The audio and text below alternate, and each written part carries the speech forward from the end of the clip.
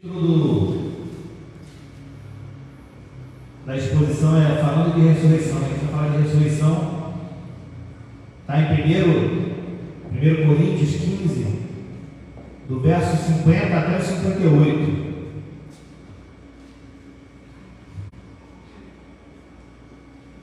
Tem tema que na igreja ele tem que ser utilizado em todo o tempo.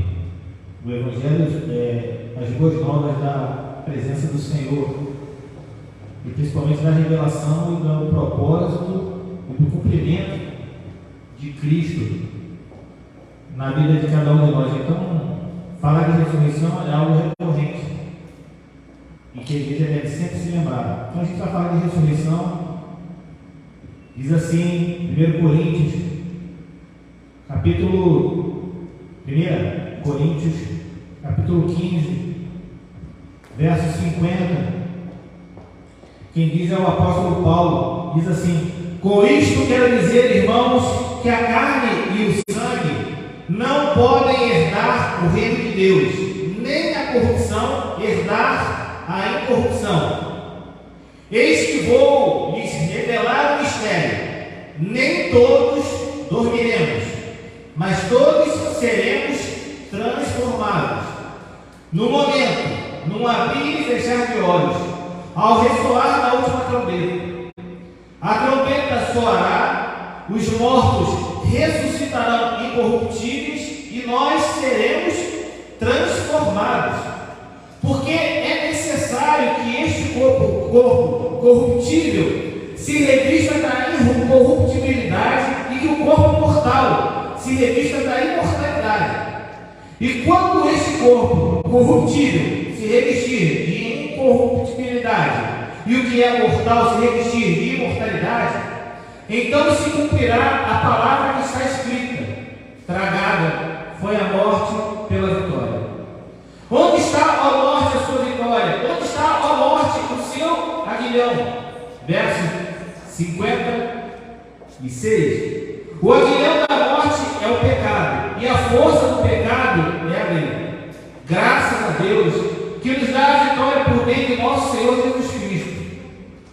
Finaliza o apóstolo Paulo na primeira carta de Coríntios, capítulo 15, verso 58. Portanto, meus amados irmãos, sejam firmes, inabaláveis e sempre abundantes na obra do Senhor, sabendo que no Senhor o trabalho de vocês não é vão. Pai, louvado e agradecido seja o teu santo nome, em nome de Cristo, Pai, que o Senhor possa nos ensinar, que possamos sair daqui cheios de fé, cheios, Senhor, da tua graça, da tua bondade, mas de fé, Senhor, na certeza da ressurreição que queremos, Senhor, por conta do propósito da vida do seu Filho Jesus Cristo, para nos redimir dos nossos pecados, para nos lavar dos nossos pecados, para pagar as nossas dívidas, através daquela cruz do sacrifício, através da crucificação, tudo teve como propósito saldar as nossas dívidas, Pai. E nós devemos sempre nos lembrarmos, em todo o tempo, desse sacrifício, Pai. Porque senão, Senhor, será em vão a nossa fé, e o nosso trabalho também, Senhor, se não for na crença, na obra que o Senhor Cristo fez em nossas vidas, também é em vão. Assim como essa reunião também é vã, assim como essa exposição será vã, assim como não servirá de nada, Pai, aquilo que iremos tratar. Mas a nossa crença, Pai, é uma crença na certeza daquilo que a gente não viu, mas a gente sabe e tem certeza, Pai, daquilo que ouvimos, Senhor. E porque ouvimos, cremos, e porque cremos, temos fé. Então pedimos, Senhor, nessa noite, Pai, que Tu possas, Senhor, em nome de Cristo, Senhor, fazer com que essa fé ela possa ser cheia e abundante em nossa vida, para que essa crença, essa certeza não pairam em nenhum momento de dúvida no nosso coração e na nossa mente, Pai. Então, em nome de Cristo, Senhor, fala a cada um de nós, Senhor, trabalhe em nós, Senhor, através dessa exposição, através desses escritos do Seu apóstolo, Pai, que o Senhor possa falar a cada um de nós, de modo específico, Pai, a fim de que possamos sair daqui, Pai, mais e mais firmes, mais e mais abundantes, mais e mais inabaláveis na Tua obra, Pai. Cristo, Pai, que não possa ser um empecilho, Senhor, para que esse momento possa chegar, não ao ouvido, Pai, mas chegar ao coração e à mente transformada do meu irmão. Que eu não possa ser a pedra de tropeço, Pai, que eu possa ser apenas um canal que libera, Senhor, a tua vontade, a tua palavra. Então, Pai, que os meus olhos sejam os seus olhos, minhas mãos sejam as suas mãos e minha boca, Senhor, seja a sua boca, Pai. Fala com cada um de nós, é a oração que te pedimos em nome de Cristo, que todos digam amém e amém, podeis assentar em nome de Cristo. Eu não sei se você percebe, eu não sei se você tem essa percepção, mas a cada prestação de culto que nós realizamos, nós temos um momento que é singular de celebração. Nenhum culto é igual, nenhuma prestação de culto é igual uma a outra. Ah, pastor, mas há uma liturgia porque deve haver uma ordem na celebração e na prestação da celebração de culto. Mas a cada instante, a cada prestação de culto, a cada vez que nós nos reunimos para glorificar, exaltar o nosso Senhor Jesus Cristo, esse momento é um momento singular de celebração. É um momento único, é um momento diferente um do outro. A prestação de culto na parte da manhã foi diferente, está sendo diferente na parte da noite, que será diferente da de quarta-feira, mas não só a prestação de culto, na reunião da igreja dos irmãos, uns com os outros, falando do amor de Cristo e o adorando, mas no dia a dia, do nosso dia a dia, a celebração de Cristo, que deve ser a cada dia que andamos, buscando sempre como alvo o nosso Senhor Jesus. Nós celebramos ao Deus vivo, que por sua infinita bondade, Ele se entregou à morte. Ele se entregou à morte e a venceu. Para quê? Para redimir eu e você. Para nos redimir de quê? De nossos pecados. Ele fez algo que eu e você não conseguiríamos fazer por outra pessoa, mas Ele fez por mim e por você e por amor. Então estamos aqui mais uma vez nessa prestação de culto, celebrando esse Deus, mas principalmente celebrando a ressurreição daquele que vive e reina em nós. Porque Cristo, Ele vive e reina em nós. Ele é um Deus vivo, Ele não está morto. Ele não é um Deus de pedra. Ele não é um Deus realizado por obra das mãos de um homem. Ele não é um Deus de imaginário. Ele vive e reina nas nossas vidas. E nós estamos aqui para celebrar a vida. E celebrar a vida deve ser sempre um tempo de extrema alegria. Então, quando você vem à casa do Senhor, quando você vem prestar um culto, você tem que vir sempre com alegria, realizar esse culto, essa prestação de culto num contexto de esperança. Eu não acredito e não posso crer que um cristão venha à casa do Senhor para celebrar o nome de Cristo num contexto de total desesperança, como se fosse apenas a marcação de um ponto, de uma reunião social, de um quadro societário, dentro de um lugar fechado. Eu não posso pensar assim. Eu não posso, não devo, e não tem que passar disso. A celebração do contexto tem que ser sempre na esperança do Deus que é vivo, do Deus que reina, do Deus que pode todas as coisas. Nós, os vivos em Cristo Jesus, fomos fortalecidos nessa jornada. Para quê? Para que com fé possamos caminhar até o fim. Porque há um fim nessa jornada. Ah, pastor, e a eternidade? Sim, há a eternidade, mas há um fim na nossa jornada de fé. Alguns de nós, igrejas de Cristo, já se encontram em algum lugar, num outro espaço. Foram chamados pelo Senhor, descansam em Deus de todas as suas aflições. Mas eu e você não. Estamos ainda nesse terreno, estamos ainda na terra, estamos ainda caminhando aqui nessa vida terrena. Ainda não fomos chamados pelo Senhor, o Senhor não voltou ainda para nos resgatar. Temos irmãos de igreja de Cristo que já descansam nas suas aflições. Eu e você, ainda nesse corpo, nessa terra, sofremos, somos afligidos, somos abatidos. Apesar dessa verdade, é que mesmo diante dela nós somos tendenciosos a pensar sempre no hoje e não no amanhã. A gente sempre valoriza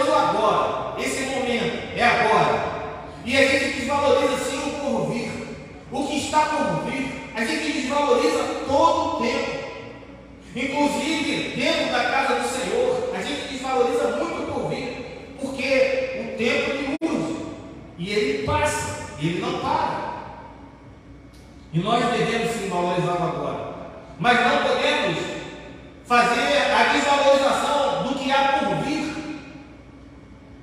Se a gente pensar numa perspectiva positiva, que devemos viver cada minuto como se fosse o último de nossas vidas aqui na terra, significa que a gente vai viver uma vida de intensidade, uma maneira intensa de viver. Vamos viver, às vezes, até atabalhoados, vamos viver até angustiados, porque essa intensidade, ela vai ser usada na nossa vida e vai ser buscada por nós de uma maneira, às vezes, atabalhoada.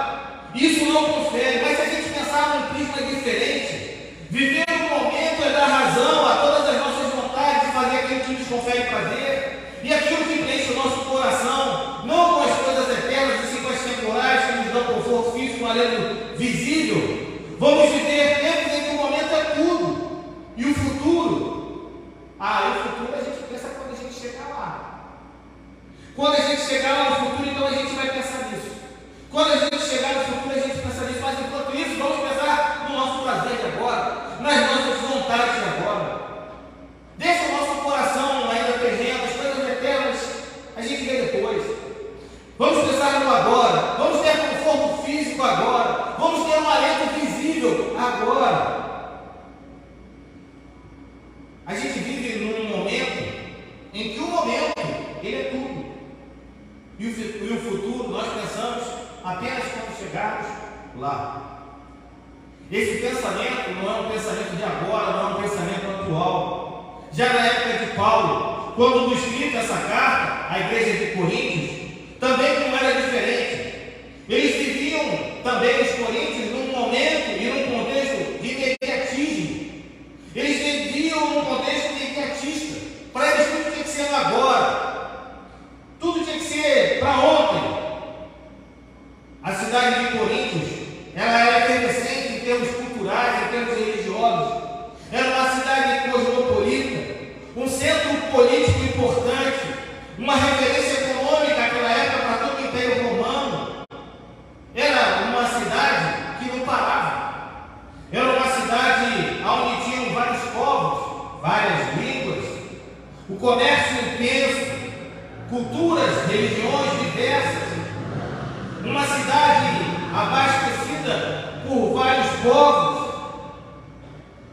Mas dentro dessa cidade, que eu acabo de descrever, havia ali naquela cidade uma comunidade. Uma comunidade de crentes.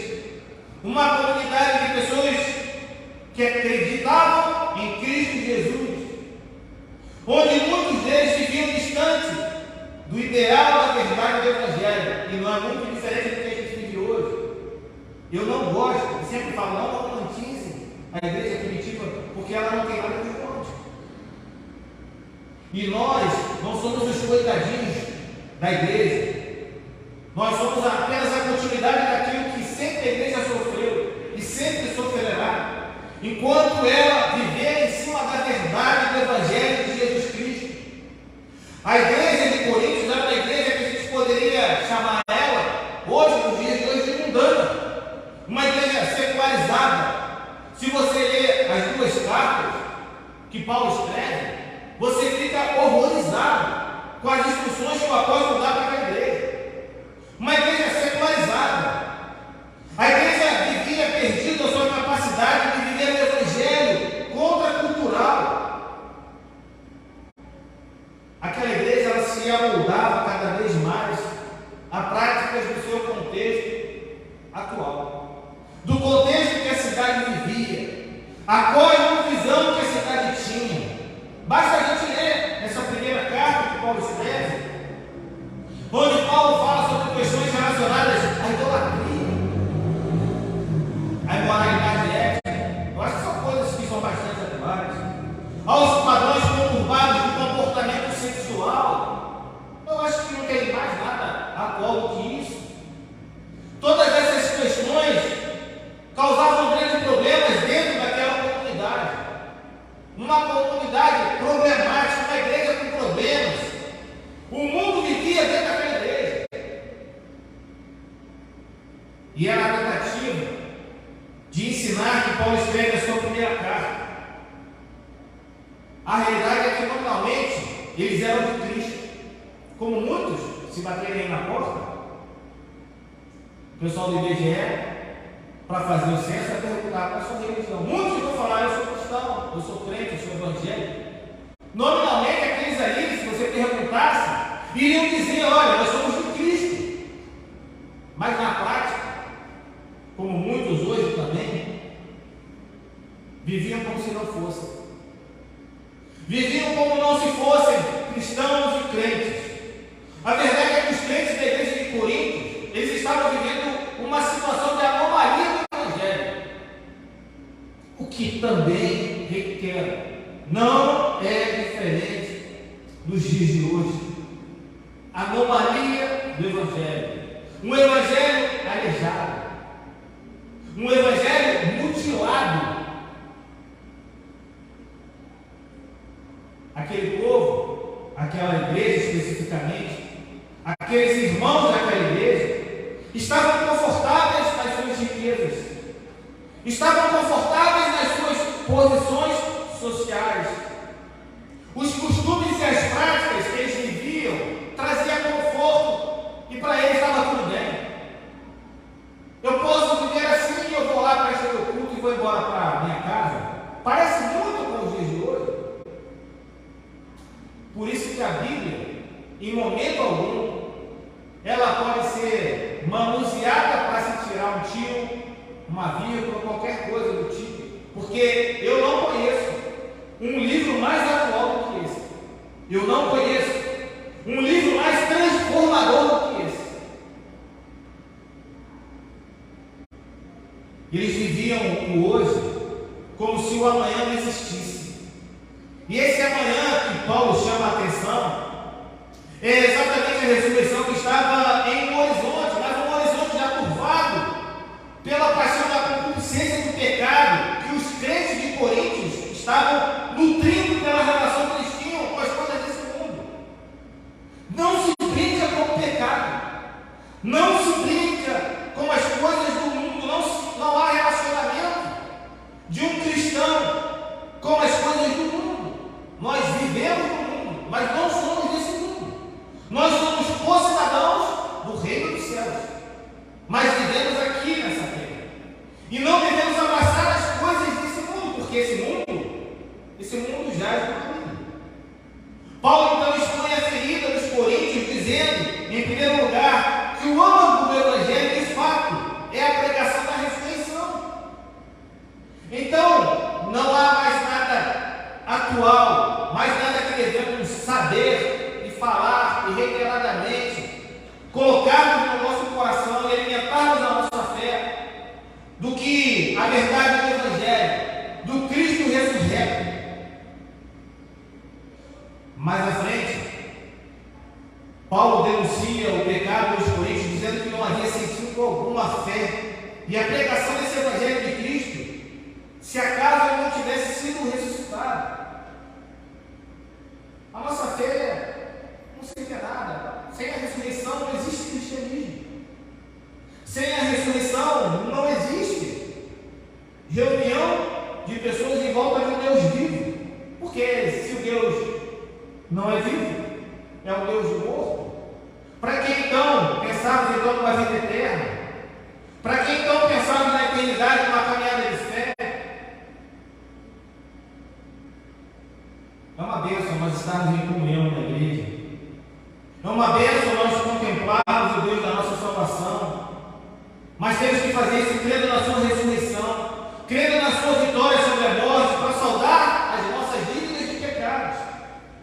É a confirmação da certeza que temos em Cristo, crendo que a nossa passagem nesse mundo não é o fim da nossa história, não é o nosso fim.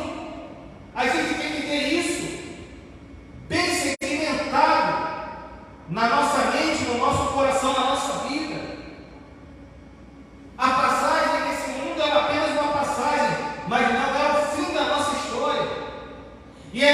sentido que a gente deve estar convicto na certeza que a ressurreição em Jesus pode aumentar a nossa fé. Por isso que Paulo escreve no final da sua primeira carta aos Coríntios e fala sobre ressurreição, para que aquelas pessoas amadureçam e elas possam passar a ter a certeza de que a ressurreição e a fé em Cristo tem que ter alicerce e ser convictos para que ela aconteça e para que os crentes possam continuar caminhando. E quais seriam essas convicções da ressurreição que Paulo escreve nessa carta? Paulo escreve dizendo que a primeira convicção, a primeira certeza, quando nós lemos o texto central sobre a ressurreição, é que a ressurreição é a certeza do nosso destino final. E nós temos que estar convictos que a ressurreição é a certeza do nosso destino final enquanto crentes em Cristo Jesus. Diz lá o verso 50: com isto quero dizer, irmãos, quem fala é Paulo, que a carne e o sangue não podem herdar o reino de Deus, nem a corrupção herdar a incorrupção. Paulo, ele chama a atenção dos leitores, dos ouvintes, para algo muito importante. Depois de discorrer no capítulo 15 sobre a importância da ressurreição, ele usa a expressão com isto quero dizer. E o teor dessa afirmação é clara. A nossa presente forma de vida é incompatível com a nova vida que Cristo nos conquistou e quer nos oferecer. É diferente. Veja o que se passava na cabeça daqueles homens e daquelas mulheres da igreja dos Coríntios. Será que tem que deixar toda essa paixão da vida, que me traz conforto e segurança? Será que eu tenho que deixar de me associar à sociedade dentro das minhas relações sociais e comerciais? Será que eu tenho que deixar uma vida que me confere prazeres e satisfação? Para quê? Para obedecer a Cristo? Para somente obedecer a Cristo? Para obedecer e seguir os seus passos? Que são passos difíceis, onde às vezes somos perseguidos para herdar algo que não é de agora, não é de imediato, é algo lá no futuro. E eu não sei nem exatamente o que é. Essa era a cabeça daquelas pessoas. E aí vinha o grande drama. E como é que fica o meu presente?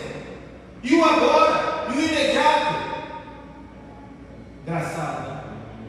Curioso, importante, é que esse questionamento nós fazemos, eu e você, todos os dias da nossa vida.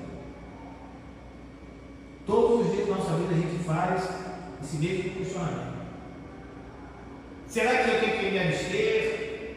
Será que eu tenho que parar de me relacionar? Parece que eu tenho que deixar coisas de lado para poder andar esses passos difíceis? Ou não, eu continuo, daqui a pouco eu paro e penso no que eu vou fazer, mas lá na frente. Mas já tem um tempo. É certo que com Cristo, no futuro, teria a vida eterna? Mas até lá eu tenho que pagar a conta. Até lá eu tenho que cuidar da minha família. Até lá eu tenho que cuidar da minha saúde. Pois afinal eu não quero chegar mais rápido na glória por conta de um desleixo meu. Eu vou fazer a minha parte. Meu irmão, preste atenção, nem eu, nem Paulo, nem ninguém. A gente diz que a gente tem que pegar essas coisas desse mundo e falar que elas todas são ruins e que todas elas são hesitáveis. Não é isso. A questão aqui, e que Paulo enfatiza, é que muitas vezes a gente troca as coisas do mundo por vir pelo deste mundo. E isso vai trazer acomodação à nossa caminhada. E essa acomodação vai trazer para cada um de nós um contexto de uma relação frágil com o nosso Deus. Um contexto longe de Deus. Como se de fato Jesus fosse apenas alguém que estivesse a nosso serviço para aliviar o peso da nossa consciência e nos fazer felizes. Então, segunda-feira tem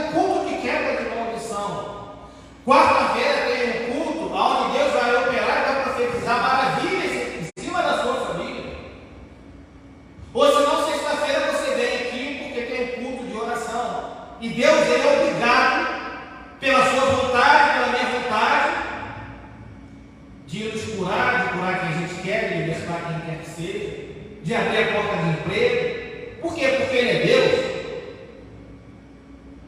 Assim, o peso da nossa consciência se esvai e a gente coloca em cima de Deus algo em que não só Ele não é obrigado a fazer, mas que Ele fez além daquilo que Ele poderia fazer, que foi entregar seu Filho para morrer pelos meus, pelos seus, pelos nossos pecados e trazer assim a vida eterna. A nossa vida com Cristo, ela pode ser comparada a uma grande viagem de barco.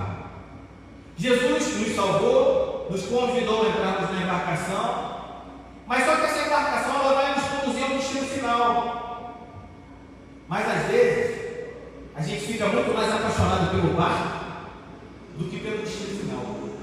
Muitas vezes a gente olha as acomodações que é o barco, mas a gente não fica preocupado com o destino final. A gente olha para o adorno do barco, a gente olha para as coisas do barco, a gente olha para a comida do barco, ficamos acomodados com o que temos, com tudo que somos, cegados pela necessidade insana de perceber aquilo que queremos ter e esquecemos que temos um destino a chegar. A gente tem um destino a chegar e que o barco não é o destino final. Deus quer nos conduzir, Cristo quer nos conduzir e o barco não é o destino final.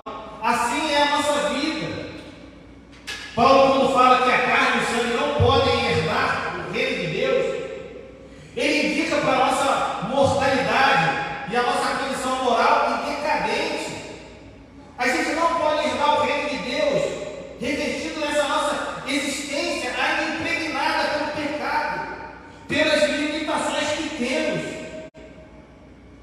Mas, por outro lado, a ressurreição aponta para a transformação desse corpo. E glória a Deus por causa disso. Esse corpo pecaminoso, um dia ele vai se tornar um corpo glorificado. E é esse, fundamentalmente, o teor da mensagem da ressurreição. É por meio desse corpo glorificado que a gente pode herdar o reino de Deus. E é isso que Paulo fala. Veja, nós cremos na ressurreição física corporal de Jesus. Então, da mesma maneira, a gente também tem que crer que a nossa ressurreição será física e corporal. Deixar de lado que nós, após a morte, viveremos como seres desencarnados e nossas almas a flutuar pelos ares, ou pisando em nuvem, de nuvem em nuvem. Essa não é a visão da salvação, nem a visão da ressurreição que Jesus nos mostrou. Nós vamos sim ser ressuscitados em um novo corpo, glorificado, para de forma física e real adorarmos a Deus para sempre e vivermos na sua gloriosa presença. Se cremos de fato na ressurreição de Cristo Jesus, razão pela qual nós estamos aqui e nós devemos nos alegrar em Deus por estarmos aqui, esse fato então deve nos conduzir também à mais absoluta certeza de que o mesmo Deus que ressuscitou Jesus dentre os mortos, no dia certo Ele vai nos chamar pelo nome e vai nos dar um corpo para que possamos estar com Ele para todo sempre. Nós também seremos ressuscitados no último dia para entrarmos na herança que Cristo nos garantiu, no reino eterno, da eterna felicidade, do gozo onde a luz do Senhor brilhará para todo sempre. E aí sim, meu irmão, minha irmã, é que nós poderemos cumprir definitivamente o nosso propósito de glorificarmos a Deus e gozarmos da sua eterna presença para sempre. É a ressurreição. É a ressurreição que nos dá a plena certeza que o nosso destino final não é esse mundo, mas sim novos céus, nova terra, lugar onde Cristo está E Ele tem mais, Ele nos chama. Ele nos chama para a sua bendita presença. A convicção e a certeza também da ressurreição que Paulo quis passar para aqueles irmãos e que hoje nós estamos tratando através dessa exposição é de que a ressurreição é a certeza da nossa transformação completa. Diz lá, verso 51: eis que vou-lhes revelar o mistério, nem todos dormiremos, mas todos seremos transformados no momento, num abrir e fechar de olhos, ao ressoar da última trombeta. A trombeta soará, os mortos ressuscitarão incorruptíveis e nós seremos transformados. Pronto. O mistério da ressurreição que Paulo ensinou ao Coríntios é esse. Esse é o mistério. Em primeiro lugar, Paulo diz que nem todos dormirão. Ou seja, temos a lembrança daquilo que Paulo disse lá em 1 Tessalonicenses 4, 16 e 17, quando ele diz: porque o Senhor mesmo, dada a sua palavra de ordem, ouvida a voz do arcanjo, ressoada a palavra de Deus, descerá dos céus, e os mortos em Cristo ressuscitarão primeiro. Verso 17 da primeira carta a Tessalonicenses 4.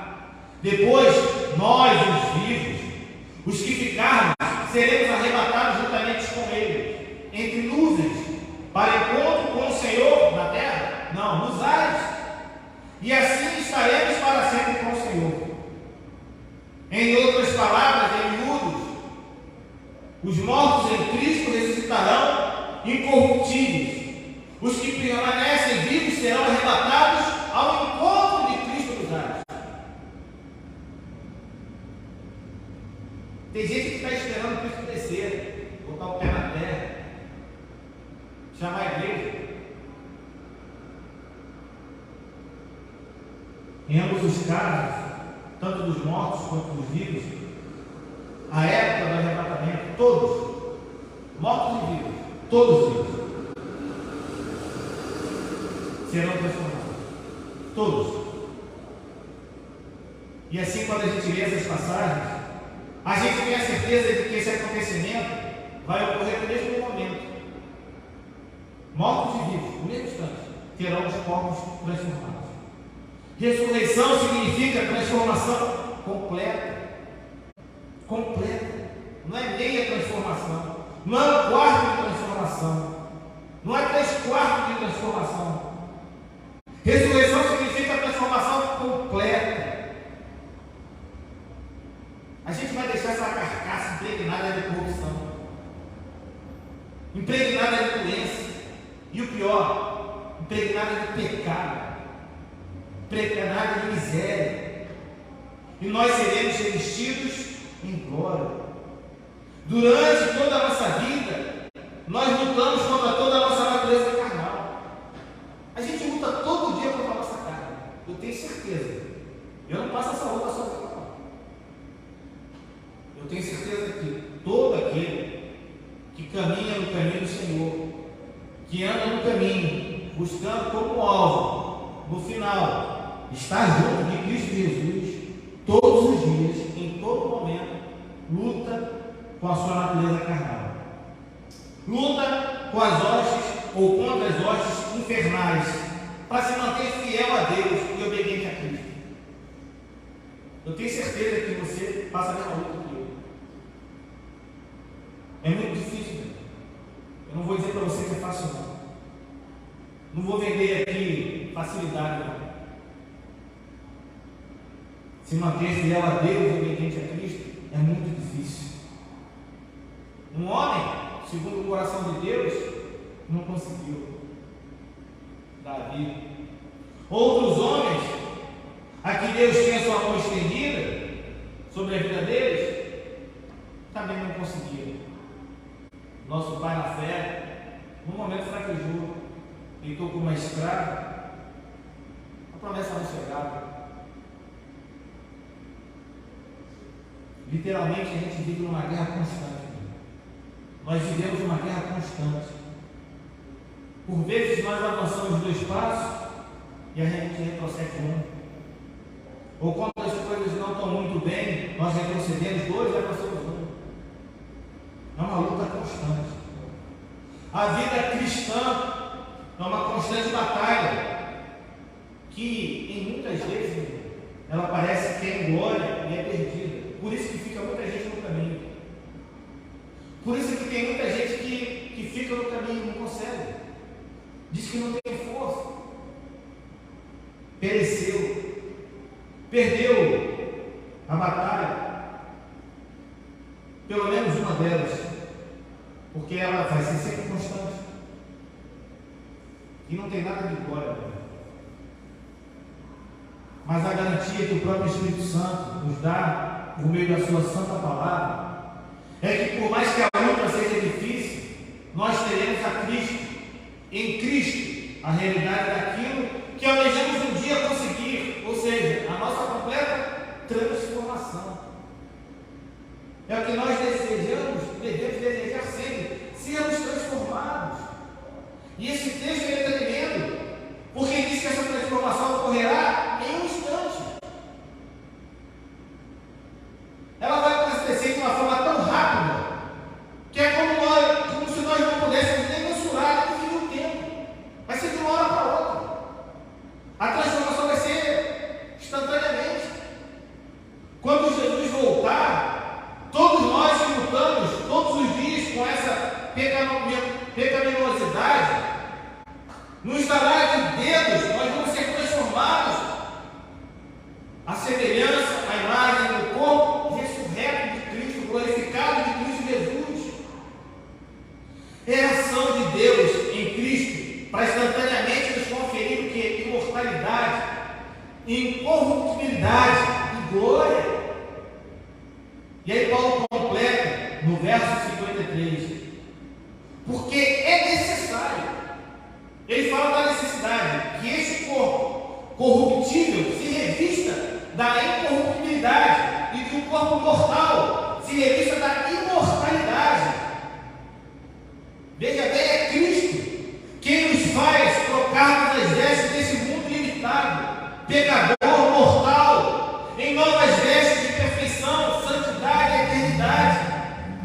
Se nós realmente cremos que Jesus ressuscitou, cremos que Ele é a primícia dos que dormem, e cremos da mesma maneira que o seu corpo foi glorificado na ressurreição, nossos corpos também o serão, para que, despidos de todo o nosso pecado, a gente possa viver para todo sempre diante do Senhor,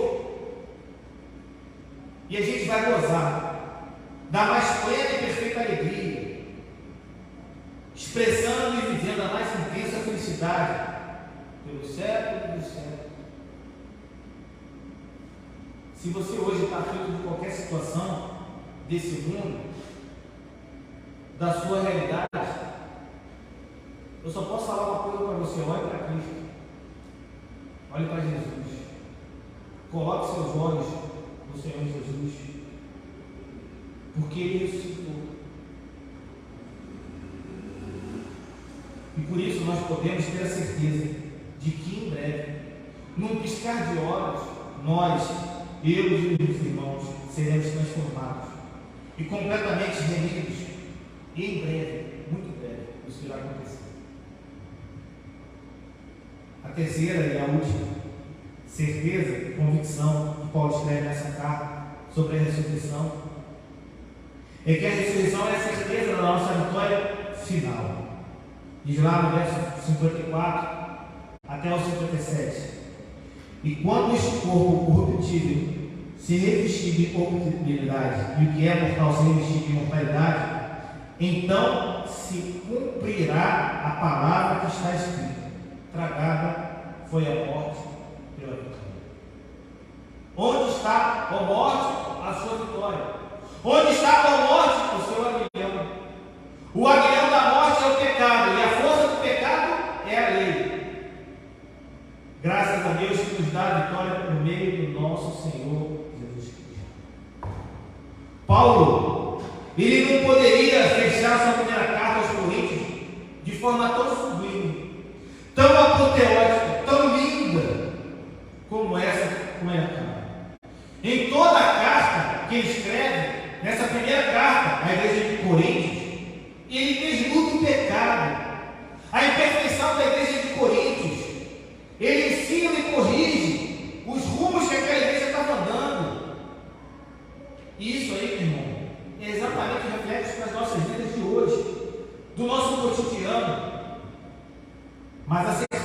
Paulo nos fala sobre a convicção da ressurreição de Cristo, é que no final é que todos nós que permanecermos firmes em Jesus, daremos o último grito de vitória. Fique firme, creia que no final de tudo, vai valer a pena. Vai valer a pena. Naquele último dia, quando a trombeta soar, quando formos transformados na forma do corpo ressurreto e semelhante ao de Cristo, todas as nossas injustiças serão vindicadas. Todos os nossos pecados serão extirpados da nossa existência. Contemplaremos com os nossos olhos a vitória final. Você vai ver a sua vitória. Você vai contemplar a sua vitória. A gente vai ver a completude e o final do projeto divino de uma forma plena e absoluta em nossas vidas. Vai se completar. Tudo vai se completar. Nós vamos limpar as nossas lágrimas, todas elas, no manto de Cristo Jesus. A gente vai poder olhar para o nosso pior inimigo e dizer para ele com toda autoridade: tragada foi a morte pela vitória. Onde está a morte a sua vitória? Onde está a morte o seu aguilhão? Nosso pior inimigo, a morte eterna. Paulo evoca aqui as profecias de Isaías, capítulo 25:8 e Oséias 13:14, afirmando que essa vitória final de Jesus e do seu povo, daqueles que vão seguir e vão completar essa carreira, já está anunciado. E em breve, muito em breve, vai se tornar realidade. Pastor Marcos escreveu isso tem mais de quase 2 mil anos atrás. É verdade. É verdade.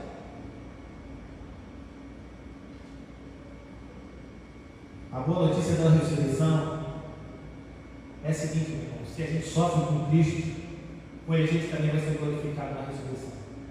Se a gente sofre com Cristo, se com Cristo sofremos, com ele nós seremos glorificados na ressurreição. Aguilhão aqui remete ao ferrão de madeira, a mordida de uma serpente, uma lança que era usada para machucar alguém. E essa morte, consequência do pecado, é esse aguilhão que constantemente nos fere, nos acusa o tempo todo. O tempo todo somos feridos, o tempo todo somos acusados dos nossos pecados.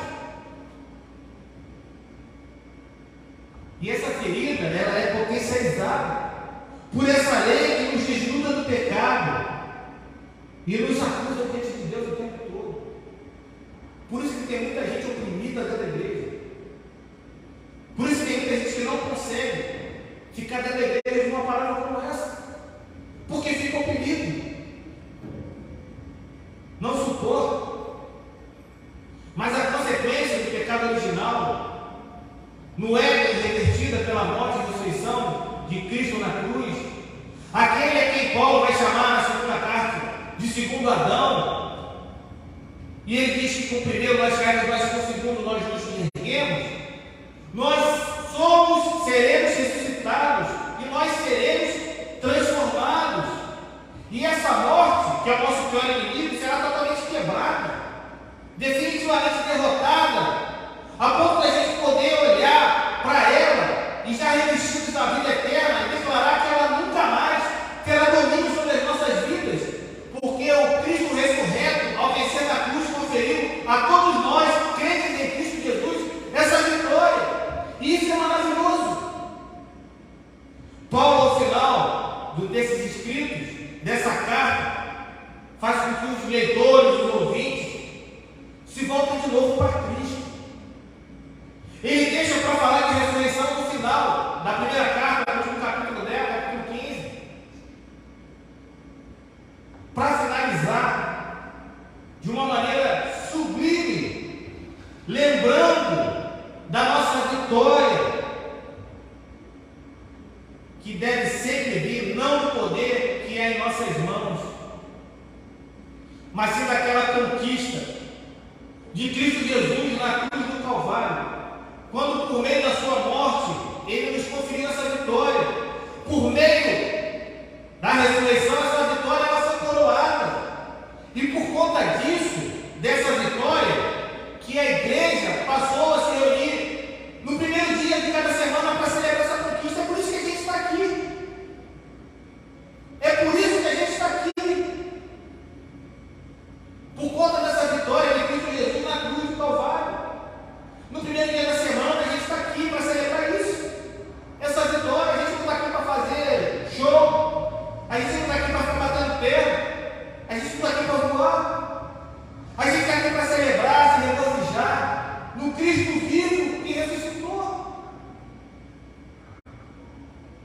A lógica ela é importante, porque sem a ressurreição não tem cristianismo, meu irmão.